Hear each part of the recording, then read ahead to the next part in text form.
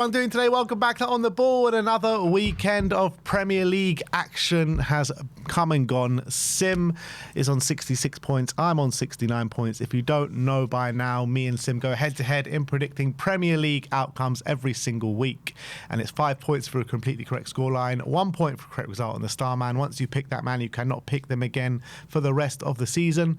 5 points for a goal, 2 points for an assist. And let's go and see what happened in the Premier League this weekend. Starting off at Ellen Road, Leeds 2, West Ham 1, another defeat for West Ham, another home win for Leeds, and Sim went for 1-1, I went for 3-1 to Leeds, and I get a point, Sim gets nada, but it kind of went as I expected, to be honest. Leeds having the majority of the play for the majority of the game, and West Ham getting one towards the end. I'm starting to think they might actually go down. No, I think I'm looking at it now.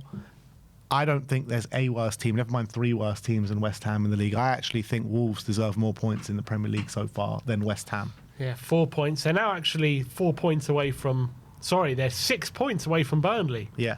Bloody hell. Nuno hasn't won any of his first 4 games in charge. Could this tenure be shorter than Ange's? Maybe. I mean, Ange was 5 Premier League games and he had some games in the Cups. Nuno, this is on his 4th game. And I think they've gone worse since he's come in. They were awful against Brentford, really bad, and they were awful in this game as well. Yeah. The problem for West Ham is they're getting battered by teams who are in and around them. Mm-hmm. Like, really, seriously. This 2-1 flattered them. Yeah. I look at their team. They're playing these Irvine and these, who they playing, Scales or something at right back, and they're playing these players like they're still playing Souček in centre mid. Like, it's not going to work. Who would you play in centre mid ahead of him? I don't know. That's what they got. I know, but it's not going to work. No, of course it's not. Like, they got no physicality. They didn't play with a striker as well. They have no forward players. They're in big trouble, man. I think the only one... They need a big January. I think they had Paquetá and Bowen. If anything was going to come, it was going to come from one of those 2 players. I thought Somerville was completely handled out the game. I thought Leeds dealt with him really well. It was only Paquetá and Bowen that was kind of slightly struggling or asking a few questions of Leeds. But look, this game was done at half-time, to be honest. As soon as half-time came, you knew who the winner was going to be by the end of it. It should have been a lot more. Leeds could have scored more goals than 2.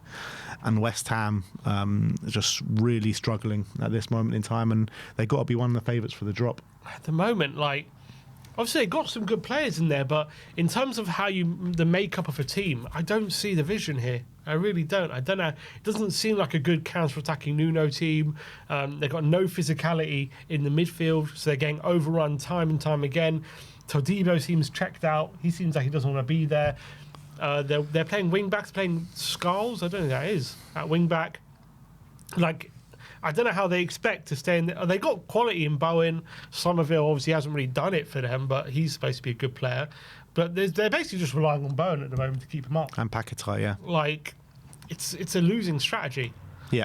No. They're in big trouble. If things don't change very quickly for West Ham, it could be an insurmountable position that they find themselves in soon because, look, as you say, 6 points behind Burnley, and that gap is only growing.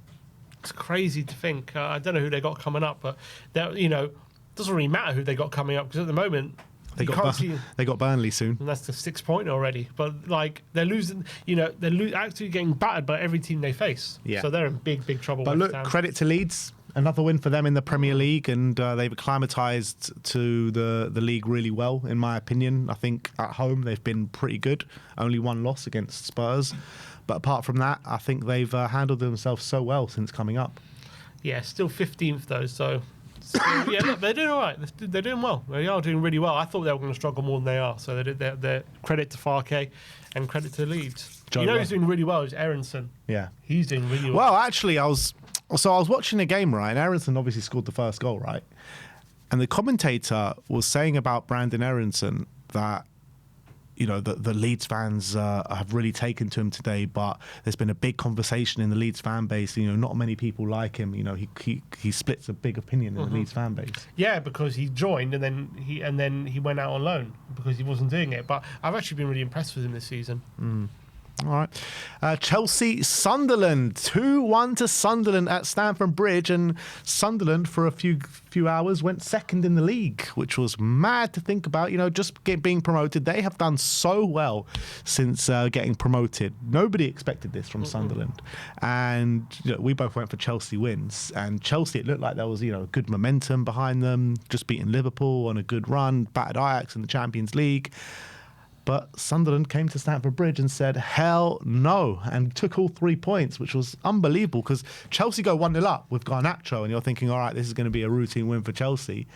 And Isidore gets one back. What a season he's having so far in the Premier League, and they go win the game. Yeah, phenomenal stuff from Sunderland.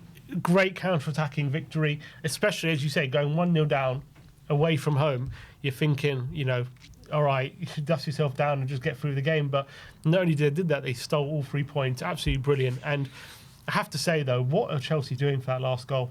Tosin and Chalobah. Yeah. Just allowing Robbie Absolute all the time in the world to just hold the ball up and lay it off to the goal, the winner, whoever's, I can't remember who's called, Talby. Just laid it off him, but he was given all the time in the world just to hold it off. There's no challenge, no one even thinking about getting close to him and blocking the pass. It was crazy. And that last minute of the game as well. It's but that is the big criticism of Chelsea, their centre backs at the moment. And I think there was the evidence why in front of everyone as to see why there's so much criticism of their centre backs as well. Obviously, Mark Guiu starting. Apparently, João Pedro hasn't had a shot in 4 games or something. Yeah, wow. So he's struggling as well at the moment. He played a bit deeper this time. They're struggling without Jackson. First without Jackson, yes, without Delap. I think they're missing him as well. So they had a great. Has he even played weeks. in the Premier League for them? Yes, I think he got injured on his debut. Maybe, yeah. Because they hadn't had a big scramble for a striker. That's why they brought Guiu back. But yeah, Chelsea had a great couple of weeks beating Liverpool, and then they won the next game. But the actual form is 3 losses in 5. Yeah. Big game coming up from next down in 9th at the moment. Yeah. 3 points, still 3 points away from Spurs in 3rd. So it's very tight. But Chelsea away to Tottenham next game. So that's a massive game. Damaging loss. Yeah, very big game. London derby. Tottenham don't have a great record against Chelsea, but it's a big game in the best of times. But you look at the two teams, 3 points apart. Chelsea in 9th, Spurs in 3rd. So it's going to be a big occasion that. But yeah, got to give all credit to Sunderland. They just keep plodding away, keep picking up the points, and you'd probably say, top 4? Nah, I think they're. You'd say they're probably already safe. Yeah, at the moment, it's nearly halfway there. If 40 points for safety. Well, I guess 40 points is not safety anymore, so they are halfway there, really. Yeah, you'd probably say late 30s is staying up now. Yeah. So, look, I think Sunderland at this point in the season, look, we're what, 9 games in and they've already got that points tally? I think they're safe. Phenomenal work. And look, it goes to show if you can sign all these players, but if you get the recruitment spot on, it can go well for you. Yeah, I think Xhaka's been phenomenal. That's what I was about to say. That's the big signing for them. Granit Xhaka in the middle, straight away club captain, I think he was, and he just brings that experience. Been there, done it. Played in Arsenal for many years in the Premier League. Was part of that Bayer Leverkusen team that went on to smash it. So a big player, and he's made the difference. But their manager as well takes it's very difficult to get all these players to gel so quickly, and he's done the job. Who else is doing really well for them is Nordi Mukiele in the back. He's also brought a bit of experience with him. So they made some smart signings. Him and Geertruida. Yeah. How they got those 2 players? I don't know. Mad. Let's move on. Let's go to St James's Park because Newcastle beat Fulham by 2-1. Sim went for 2-0. I went for 1-0, but it was 2-1. So we both get a point in this one. Newcastle just about getting over the line here. Last minute goal from Bruno Guimaraes. It looked like the goal wasn't coming, to be honest. And then you saw Bruno in the game getting visibly frustrated. Fulham get that goal back just after half time with Lukic. And he runs off in celebration with blood pouring down his face, and proper warrior, that Lukic. But it did seem like for a time Newcastle were the ones putting the pressure on, but they just didn't look like they were going to score. Yeah, I thought when Fulham equalised, they deserved to. Yeah. They were definitely back in that game, so they'll be so aggrieved that they let this game slip away. Osulu actually came on and made a big difference in this game. Got the assist for the goal with a really good driving run. And a great win for Newcastle. Something they needed because they're down in 12th at the moment. So they really need to pick things up in the league in terms of their form. They can't pick up points away from home. They just can't do score. it. Yeah. So they need, so it's so vital they get all three at home. Yeah. But Fulham, 17th at the moment. Yeah. It's kind of like slipped under the radar, Fulham, hasn't it? Because it's maybe not a team that you expect to be flying in the top 4 European positions. But yeah, it is quite a surprise that they're sitting in 17th, below the likes of Burnley, below the likes of Leeds, Sunderland, all these kind of teams. Let's look at what they've done. So they're 4 losses on the bounce now. Villa away, Bournemouth away. They have had a hard run. Look, Villa away, Bournemouth away, Arsenal at home and Newcastle away. That's a pretty hard run. It's tough, yeah. You don't probably back them to win any of those games. But I also think Marco Silva's been overachieving for a long time. Is it catching up with them? Is it going to catch up with them? I don't know. It depends what the expectancy is of Fulham this season. What's the expectancy to finish around mid-table? Yeah. I think that's well within their grasps. I'm not saying it's not. I'm just saying that's them overachieving, like kind of overachieving. Yeah. Not overachieving, but that's them. But you look at their quality in their squad, like, I don't know, I think, do they need more? Like, potentially. They're never going to kick on. Do they need more to finish mid-table? But they never kick on, do they? But that's like, they never get European football. They got a really small stadium. Like, the finances and stuff are not there to help them kick on. They're just, like, if they get mid-table, it's a good season for them. And I don't doubt that they can do it again. Sometimes, like, you stay at a certain level for so long and then you just can't keep kind of overachieving to be at that level and there's a big drop. I just wonder if it could happen this season with them. But they do well to be in the Premier League as long as they have been, to be honest. So you've got credit to Marco Silva just to making Fulham. I know they've lost 4 in the bounce, but the reality is they are a hard team to beat. So I still think he's doing a phenomenal job there. Yeah, I'm not questioning Marco Silva. It's more the project. Yeah, it is what it is. That's what Fulham are. So I don't know what more we can expect of them. Could they be dragged into a relegation battle? I think they'll be all right. I don't think they'll be dragged into a relegation battle, to be honest. I look at the teams that are in and around them. I think they're better comfortably than all of them, to be honest. I think the manager's one of the biggest separations, to be honest. Yeah, maybe. Let's go to Manchester United against Brighton. 4-2 to Man United. Sim went for 2-2. I went for 2-1 to Brighton. Man United, 3 wins on the bounce. 4 wins in 5. 4 wins in 5. Are they going to get those 5 wins in a row? So what's his name can get his hair cut? Yeah, United Strand. It's is Ruben Amorim finally cooking at Manchester United?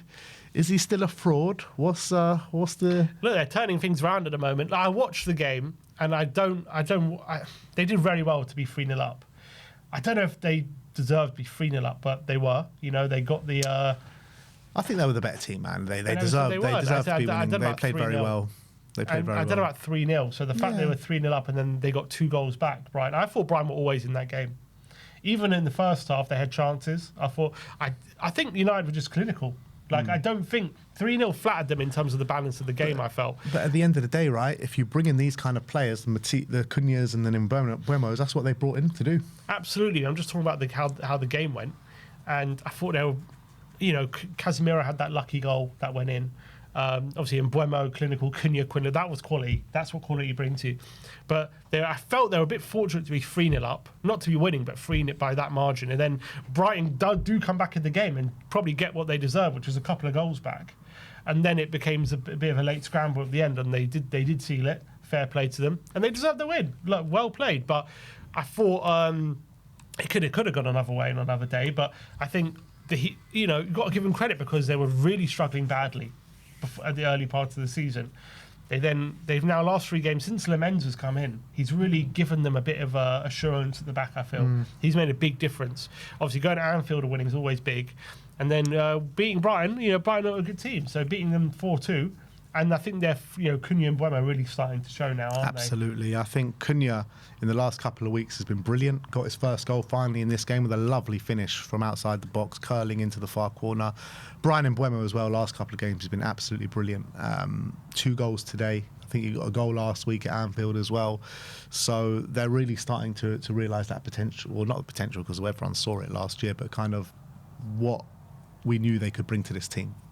So I still think defensively, they've got such quality in the forward line. yeah, I agree. I think in terms of Amorim and United, I feel defensively they're still conceding way too many chances, I think. And they got away with it last 2 games.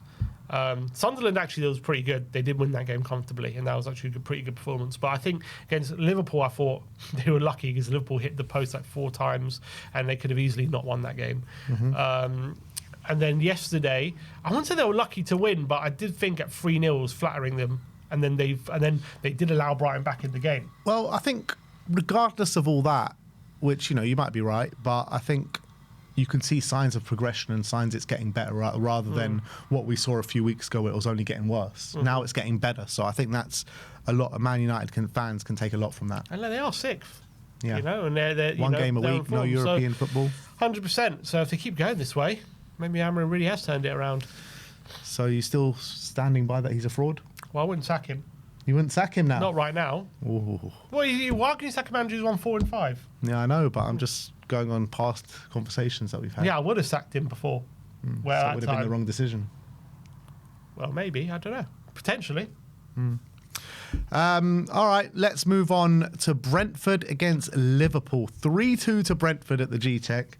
We both went for Liverpool wins 2-1. And this is quite unbelievable what is going on with Liverpool right now. They just can't seem to get anything right in the Premier League. What is that? 4 losses on the bounce in the Premier League now, which is unprecedented for Liverpool. I can't remember the last time they lost 4 games in a row. I thought Brentford just played this game to an absolute T, man. That Igor Thiago up front looks like a real handful. You've got Kevin Schade on the left-hand side, always there to pounce for a counter-attack with his sheer speed. You've got Damsgaard pulling the strings in the 10 with unbelievable... That assist was just incredible. Oh, yeah. Beautiful. I thought Brentford were just phenomenal in this game. Yeah, and to be fair, it was like perfect for them this game, wasn't it? Liverpool playing the way they do, pushing up, leaving all that space, and Brentford just playing those long balls in behind and catching Liverpool out time and time again, catching them out from the long throws. It was tailor-made, really, for Brentford, and they completely took advantage of it. Liverpool, though, 4 losses in a row. That must be the first time. Is it the first? Maybe not, actually, but they are struggling badly, and it was a weird one. Like, in the first half, they went 1-0 down early, but I thought, they did like get back in the game and they were controlling it. And I thought the second goal did go against the run of play, but when you're that open, it can always happen. And then second half, they get that goal back, which I thought they probably did deserve a goal in that first half. But I think the game was then in the balance, and it did turn a bit on that third goal, I felt. And that third goal really took the wind out of Liverpool's sails. And after that third goal, like, Brentford could have got more. Like, it could have been worse. They created 5 big chances in the second half. Yeah. And I think, I don't know when they were, but I would guess a lot of them were after that third goal from Brentford. But it's worrying signs and worrying traits creeping into this Liverpool side massively. now. Like, Massively. It's not just the losses. I think it's the manner of what you're saying, when things are not going right, kind of a few players are switching off there. Yeah, and defensively, they're all over the shop. They're conceding way too many goals. They're creating chances, but they're not scoring enough goals to justify at the moment. They're being way too profligate in front of goal. They're being so wasteful. They're snatching at things. Things are not going their way, and then they're getting absolutely punished. And they're conceding so many chances. They're not good at defending set pieces at the moment. They're just all over the place. And at the moment, the problem for them is they can't really change it. They can change the tactics, but in terms of personnel, they've got so limited options at the back, so they can't change it too much. Yeah, there's big questions being asked of Arne Slot now. Is there a possibility, if this carries on for like the next few weeks, more like if they go 5 or 6 losses on the bounce, is his job going to be, is he going to get sacked? You can never be too safe in this league, can you? Yeah. I got a feeling like if they lose two or three more games in a row, there's rumours of Klopp. He was on Stephen Bartlett saying maybe he would come back. Yeah, he didn't look too. No. Yeah, he didn't. I don't think he really wants to go back, to be honest. Yeah, I don't think Klopp's going back anytime soon. To be honest, I think they let him ride it out. I think even if they have a bad season and they're out of the title race, I think they allow it. But like Because he won the 400 league. million, like if they keep going the way they're going, they need to pick it up soon because they need to be in a top 4 race. I agree with that, and they didn't spend 400 million for them to be out of a title race in October. I Yeah. agree with that. Like I know people saying it's a transition season, all that kind of stuff, but it shouldn't be, in my opinion. Although I can understand why it's a transition season. But I feel like everyone was like, yeah. Like I said it, and everyone was saying it. Like Liverpool's have done crazy business, but I always felt like it wasn't. It's crazy to say like they spent 400 million and it wasn't enough, but I feel like the squad planning was just totally wrong. Totally wrong. You look at the balance of their squad; it's just so off. Yeah, and I think they really suffered without Gravenberch, and I think Trent has been such a massive miss. They haven't really replaced what he brings. You can't really replace it. Yeah. So I think It's not that's going right for him at Real Madrid. Maybe there's a. You know what? I wouldn't be surprised. Honestly, I wouldn't be surprised if they take him back. Yeah. Because they need him. Yeah. And I think Salah, I know he scored a great goal. Imagine that though. Like imagine that Trent going for free to Real Madrid. How much are you going to have to spend to get him back? I don't know. Hell of a lot of money. If they don't fancy him, maybe they'll give him a good deal. I don't know. Don't know. It's going to take. I reckon Real Madrid will take Liverpool to the cleaners if. They'll look. They got him on a free, so if they get like 60, 70 million out of him, are they going to say no if they really don't want him? I don't think they don't want him though. I think they do want him. I think they believe that there's a player there. Well, then they won't sell him. Yeah, I guess. But if Liverpool put in an offer they can't refuse, like 100 mil or something, they're not going to reject 100 million for him because you can get a right back, but It really depends how good much they right want back. him. Yeah, Depends how much they want him. still like 100 million, like they'll take it. Look, he's an £100 million player. Yeah, So this is like his quality. If you want him, then you're going to keep him. Depends. If they don't want him, then I think they might take a cut price deal potentially. I don't think Liverpool spend 100 million on him. They just spent all this money. I don't think they go 100 they million. need to spend significant money on that back line. Yeah, Guehi. They really do. They need Guehi in January. They need to get that desperately. I think that he can solve some problems. And Why they is just need to figure McAllister out- not playing though? He's been off form this season. Yeah, he came on. He did all right when he came on. Obviously- That goal from Mo Salah, by the way, was Yeah. bloody brilliant. But it was good, but he's becoming an issue, I think. I know he Massively. scored a great goal, but he took him out of the team in midweek and they won 5-1. Yeah, And they put him back in. I think defensively, last season they got away with him being so defensively absent because first of all, what he's providing, and obviously Trent playing this like inverted role meant they had a bit of cover for him. But now Trent's not doing that. They got a flying wing back for fullback going forward instead. Salah's not helping defensively now, so now they're way too open. They're not getting the justification with the goals and assists. It's a massive problem. So I think they need to take him out. yeah. They need to drop him, and they need to put someone who's going to put the hard yards in because they need everyone now. They can't afford to have just Salah doing what He's a passenger doing. at the moment. Yeah, 100%. but not just as passenger going forward, but he's not doing the defensive work. So now they're completely open. Yeah. They need all 11 players now defending. Salah was doing no defending last season, but they got away with it. But now they need everyone defending, so they need to take him out. Yeah, I totally agree with that. But yeah, look, terrible stuff with Liverpool. I don't think they're in a title race. No, they're completely out of it now. 7 points behind already. Yeah. I said last season, when I think Arsenal at this point were similar points behind, and I said unless they're closing that gap, they're not in it.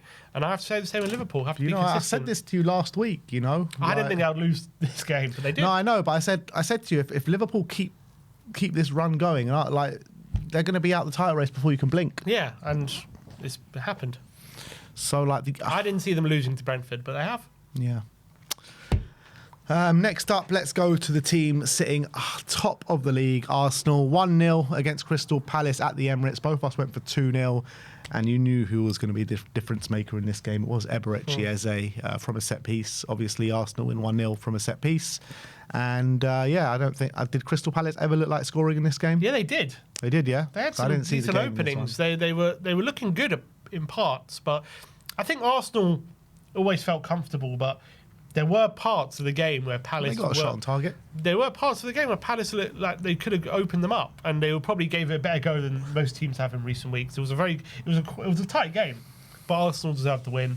They got the goal, and they shut up shop, and that's kind of how they've been doing things of late. It wasn't a pretty game, wasn't a pretty performance, but that's been Arsenal. Yeah, and they keep the run going. I think they're the only consistent team in this league. 3 goals conceded. Are they going to break the famous Chelsea team? So how many goals was that? 15. 15. No, I think they'll concede more than that. Yeah, I think so as well. But the big question is, are they going to run away with this title? No. No. You don't think they're going to?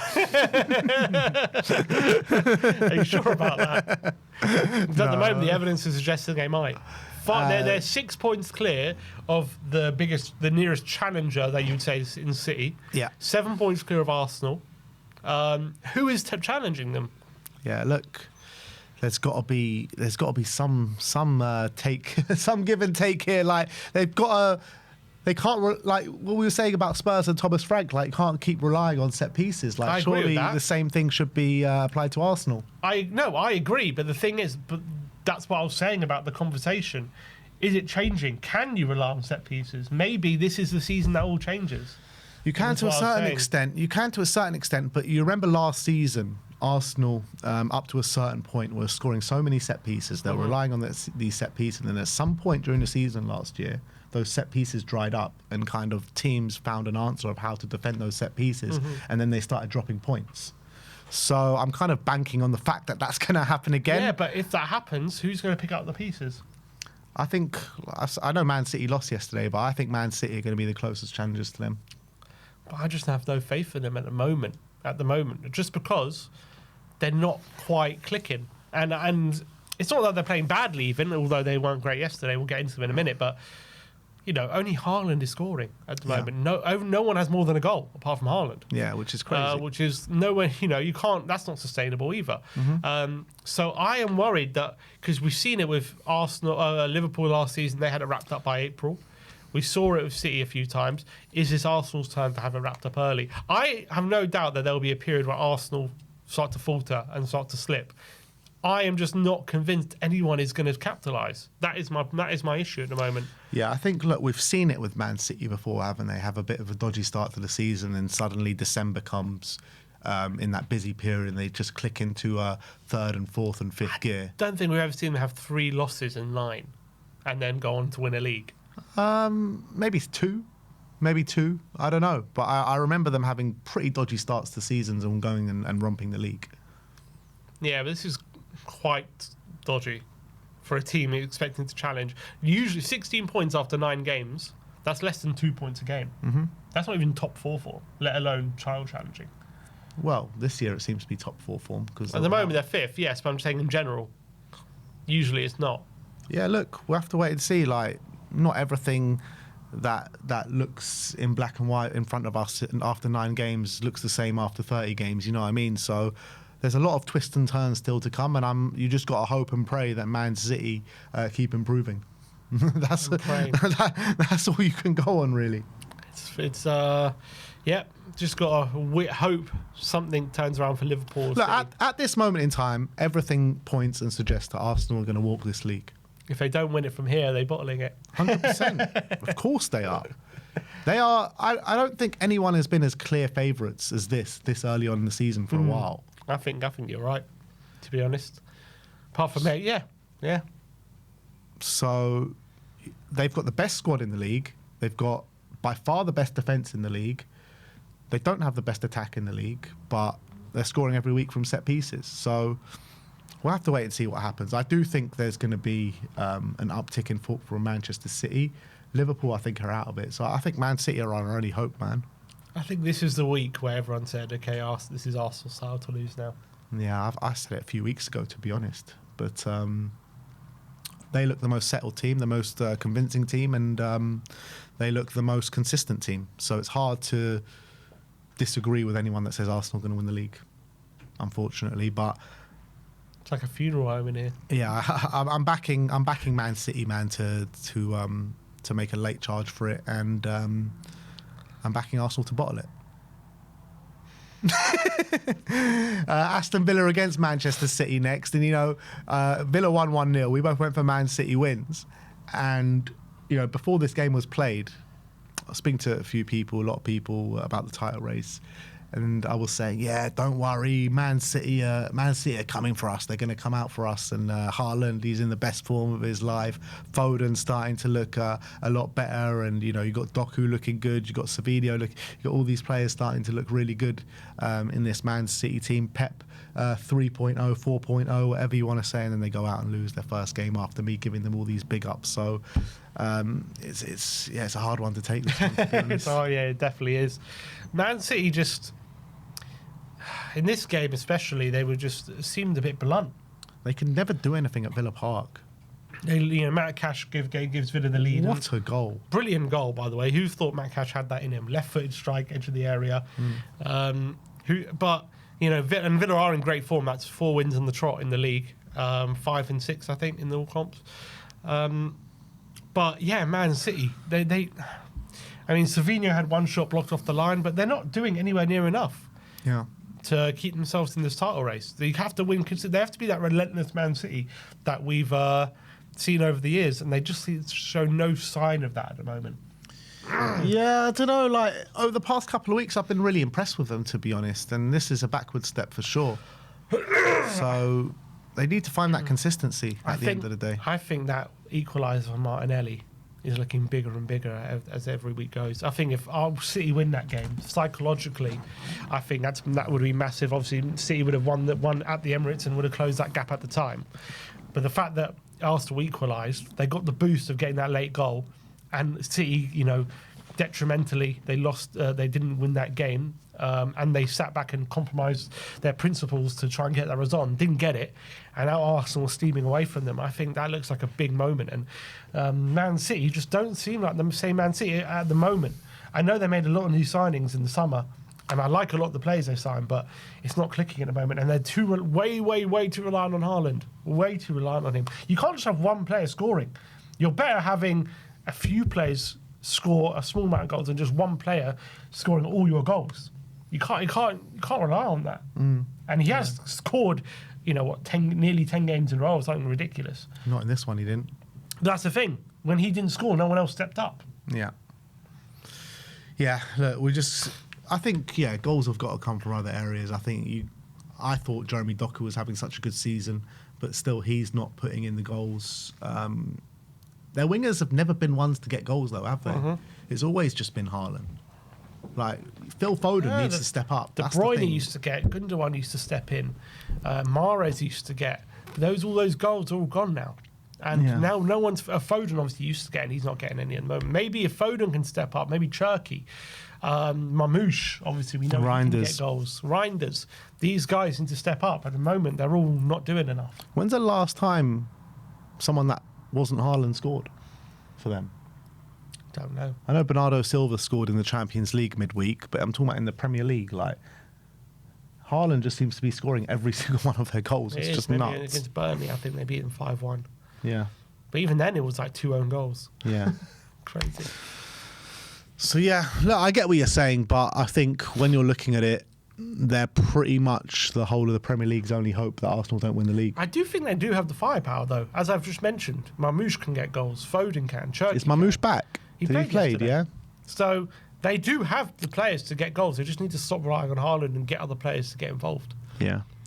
All right, Bournemouth against Forest up next. Bournemouth 2, Forest 0. Not a happy return to the Premier League for Sean Dyche. Sim went for 3-1. I went for 2-0, so I get a big fat 5-pointer in this one. Didn't see much of the game, but Bournemouth keep rolling on. Second in the league, man. Yeah, unbelievable. For the amount of sales that they had in the summer transfer window, their whole defence got gutted, but it's made them better. You're right, Ola, man. What a manager. He is just keep going strength for strength at the moment.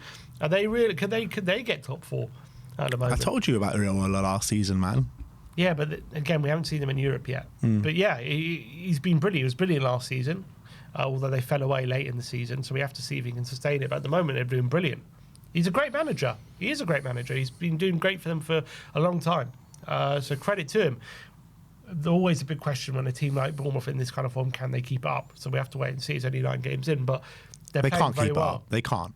They're not going to finish second, are they? Like, I think where Bournemouth finish, I think they'll do well to get Europe this season, Europa League or Conference League. That'll be a brilliant season for them. Yeah, they're definitely in the race for it, though, aren't they? For sure. For sure. And the way they're playing, Semenyo in the form he's in, and now this new guy, what's his name, getting goals, Krupis or something. Krupi, yeah. So actually, he's a very interesting one because he plays in the number 9 for France under 21s.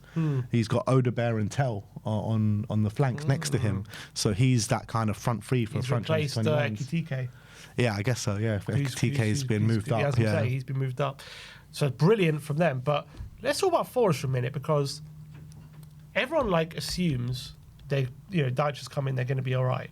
But they've only won 3 league games in 17. Yeah, but Dyche has only been there for one of them. I understand that, but still, as an overall picture, that has got to be extremely concerning. I don't think.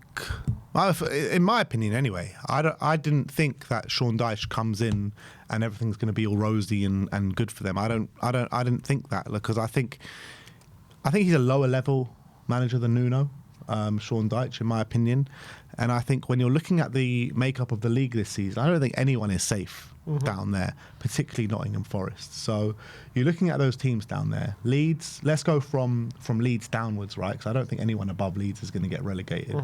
So you're looking at Leeds. I think they're looking very good this season. They've got a very good chance of staying up. Burnley, I think they've got a big chance to go down. Fulham, I don't think are going to be in it. So the way it's looking right now, it's Wolves, West Ham, and one other. It's early days still, obviously. One of these teams can have a good run. But right this second, that's what it looks like. And I think Forest can easily be dragged into it. But they got so much... Their players are so much better than everyone else down there. It's ridiculous. Yeah. How are they struggling this much? It's crazy. But it's not just been this season, it's the point. I'll tell you how they're struggling this much. I get what you're saying at the back end of the last season, but that was also after a very laborious season when they're doing so well. They were outperforming for so long. Something had to level out at some point, and that's what happened at the back end of last season. They ran out of steam towards the back end of last season after having they were Champions League for pretty much the majority of the season. They kind of finished off where maybe their level kind of shows in the Conference League spots or whatever they finished. But this season, Marinakis has done this to his own club. This is what it all comes down to is Marinakis. Whatever happened with Nuno happened. He sacked Nuno after doing such a brilliant job. He flips 180 to Ange Postecoglou, which was a marriage made in absolute hell. He reverses that after a month and a half or however long it has gone to Sean Dyche. He's gone for a firefighter manager after the best season that they've ever had in the Premier League. So Marinakis has completely screwed this all up for Forest. Completely self-inflicted. Yeah, completely massively. Self-inflicted. So it's all on him. Everything is on him. It's crazy, and I'm not saying if he doesn't win a game soon, they're going to go down. But at the moment, they are 3 points behind Fulham. Yeah. Fulham are a decent team. They can pick up points, against any team. So they could pull away at some point. They're already 5 points behind Burnley. They do have to start picking up points soon, unless they're going to start. There's going to be a gap starting getting created. So, and I know, look, it's only one game for Dyche, so you do have to give him time. But just that stat, 3 league wins in 17, 18, is it? Well, 3 league wins in 18 games now. Yeah. It's actually, I just couldn't believe it when I heard that. Yeah. That is mad form for them, considering... Spurs have had 3 league wins in 18 home games. It's mad considering how good they were last season and stuff, and it's just crazy to think that's actually their form. Yeah. 3 wins in 18 games. It's disgraceful. But anyway, let's go to Wolves. Burnley, it finished 3-2 to Burnley at Molineux. This is a significant result down at the bottom. We both went for Wolves wins. And, a couple of weeks ago, the Wolves were rooted down to the bottom, which they still are, and they had Sunderland and Burnley on the trot. You were thinking they need to pick up 6 points in these 2 games if they've got a chance for survival. They've lost both these games. Sunderland, I can understand, but Burnley at home, you have to be picking up 3 points. You have to. And to lose this game is a disaster for them. Credit to Burnley to going away to Wolves, to a relegation fellow relegation battler and picking up 3 points. Fair play to Scott Parker for that. But from a Wolves perspective, this is disastrous. And it's turning toxic. The fans are turning against the players on the pitch. You can see the managers getting into fights with some of the fans. It's not a good place to be in. This is the manager they gave a new contract to, and I don't know how they feel about that at the moment. Yeah. You got to worry for them 100%. They haven't, obviously, no wins, only 2 draws. Amazingly, one against Tottenham. But yeah, you can't. You look at their team, and I don't really know how you guys are turning it around. I think in parts they look good. Obviously, they were 2-0 down in this game, and they turned it around and got it back to 2-2. And if anyone was going to win it, it was going to be Wolves. And Burnley just sucker punched them late in the game. So I from one part, I do feel for them in this game, but you just can't lose this game. You can't, and they have done. And credit to Burnley, 2 wins on the trot, so that's massive for them in their bid for survival. But yeah, Wolves obviously now 6 points already away from 17, so they run the risk of getting cut adrift very quickly. Yeah. But all 3 promoted teams won this weekend. Yeah. Could we be seeing a season after 2 seasons in a row where all 3 went down? Could we see a season where all 3 stay up? I think Leeds and Sunderland will stay up. I'm just unsure about Burnley. I think Burnley will be in a scrap this season. So, in my opinion, it's going to come down to Wolves, West Ham, Forest, Burnley. You're already writing West Ham off, they're down. No, I'm saying they're in the relegation battles. I think 4 of those teams, 3 of them go down. Wolves, West Ham, Forest and Burnley. I would put Leeds in there still. Potentially Leeds as well, but, they look so strong at home. Yeah. Yeah. I think Leeds still could go down. I wouldn't say they're out of it. So, yeah. But still, 5 of those teams. Yeah, 5 from It's going to be a very tight battle. It's going to be a much better relegation battle than we've seen, I think. Yeah, absolutely. 100%. It's still early days, man.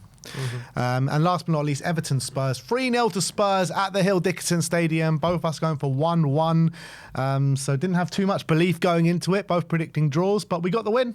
Professional performance, 2 set-piece goals, sealed off at the end with Pape Matar with a really nice team goal. And yeah, I thought we handled ourselves really well. Great win away for in a very, very difficult ground like Everton, who are, as you say, unbeaten at the Hill Dickinson Stadium. So to go there and get the win, it's phenomenal from Spurs. It's 3rd in the league, showing consistency, especially away from home in terms of the defensively, not giving away 2. I think we've only conceded 3 goals away from home. Yeah. So fantastic away from home. Did have to rely on corners, but sometimes you've got to do that in football, and you got to do that sometimes during the season. They did. Everton were probably a bit disappointing on the day. I don't think they played badly, but they just didn't really threaten Tottenham too much. Tottenham just dealt with everything they threw at them. So disappointing day for Everton, but yeah, credit to Spurs. Great win and great to be in the top 3 and really laying down their credentials for being in the top 4 this season. Yeah, I think so. I think we're looking good. For top 4, top 5. Obviously a long way to go, a lot of twists and turns, bad form, good form, still yet to come with many a team. But you're looking at the candidates at the beginning of the season who you thought were going to take that 4th spot, because first of all you think the top 3 would be the top 3 this season: Liverpool, Manchester City and Arsenal. Arsenal are the only ones keeping up their side of the bargain at this moment in time. Man City and Liverpool both out of the top 3, top 4 even. So I think normality will be restored at some point during the season. But just right now, 9 games in, nobody is really showing that consistency. It's going to be very interesting to see what happens during this period with Spurs, with this hard run. Chelsea, United, Arsenal, Newcastle away as well. It's going to be, because Tottenham have actually performed very well in these kind of games so far. I think we come out with it with credit. So it'll be very interesting to see how we go. All right, star men. Sim went for Voltemada, who got no goals, no assists. Hit the post. If only you got points for hitting the post, but you don't. I think we should start giving points. I went for Strand Larsen, who got a goal from the penalty spot. Never a penalty.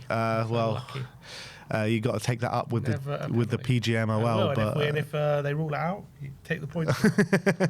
And so I get 5 points here, so I restore some lead going into the game week number 10 this weekend. So 82 to myself, 69 to Sim, and we'll see you all next week. Like, subscribe and comment.